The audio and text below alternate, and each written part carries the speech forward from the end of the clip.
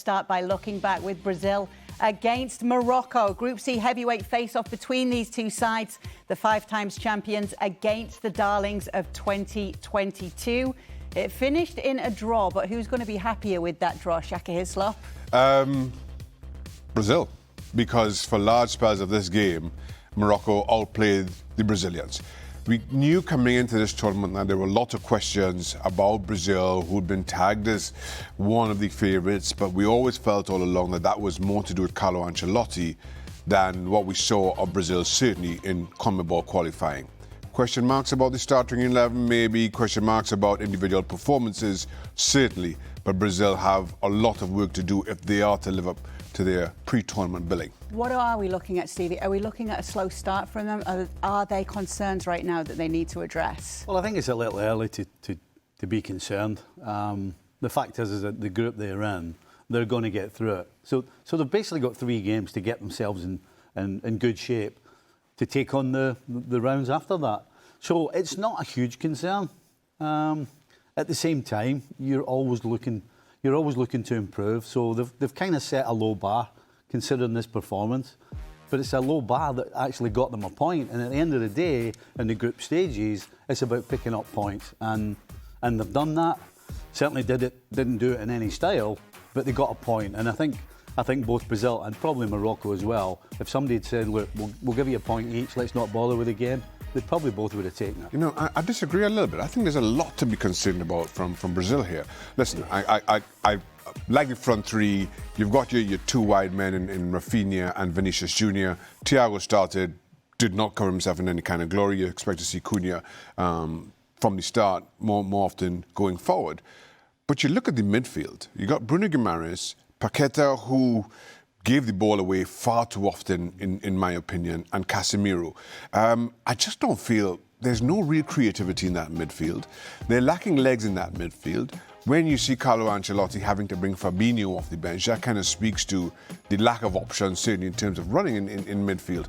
So you have a Brazilian midfield that doesn't cover an awful lot of ground, aren't overly creative.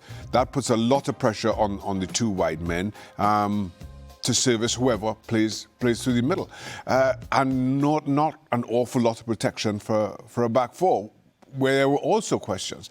So while you get a point against a team that got to the semi-final 4 years ago, I am not at all convinced.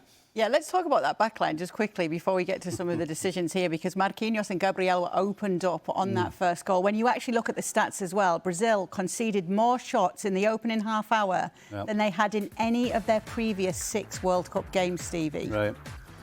Now, if there was a worry to be had, that would be my biggest concern.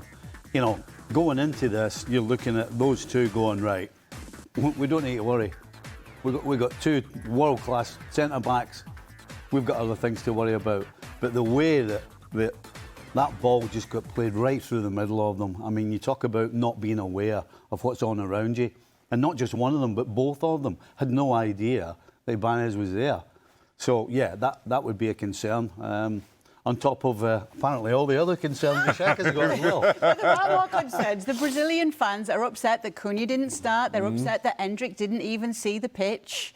They're upset at the moment. I don't think they're as happy with Stevie as the point. No, listen. I wouldn't say I'm happy, by the way. I mean, you should be quite happy. I know who's top of that group. I just think it's a little early to be panicking. Listen. Stevie, always the beacon of positivity. Oh, I don't recognise this, Stevie, at all. Listen, from a Brazilian perspective, you understand the concern. Because, first of all, you know, we could have our own opinions about how good this Brazil team is and how deep they go in the tournament. Every single Brazilian thinks that this team should be winning the tournament. So that's a unrealistic expectation on their part, just to start with. And then you see the start they've had, in my opinion, happier with the point here to your first question, Kay. And as we mentioned, many questions. Now, I want to defend the decision to start with Thiago through the middle from the opening whistle. Because the intention all along was to get Vinícius Júnior as far to the left as you can and hope that he gets one-on-ones and save us into the box. Push Rafinha out as far to the right and for him to do the same. And you want that big target man for both of them to aim at. Somebody who plays more with his back to goal and can link up play if that's what's needed.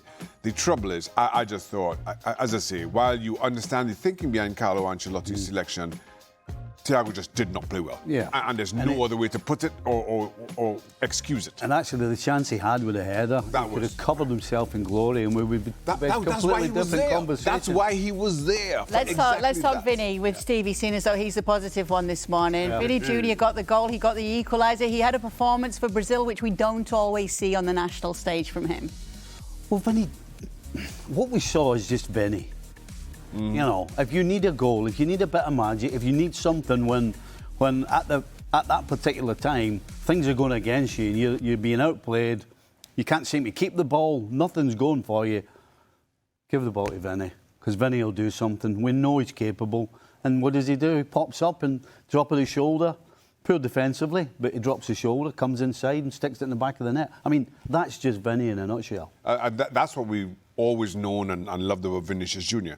There were lots of questions about Vinny's role defensively for Brazil all tournament long.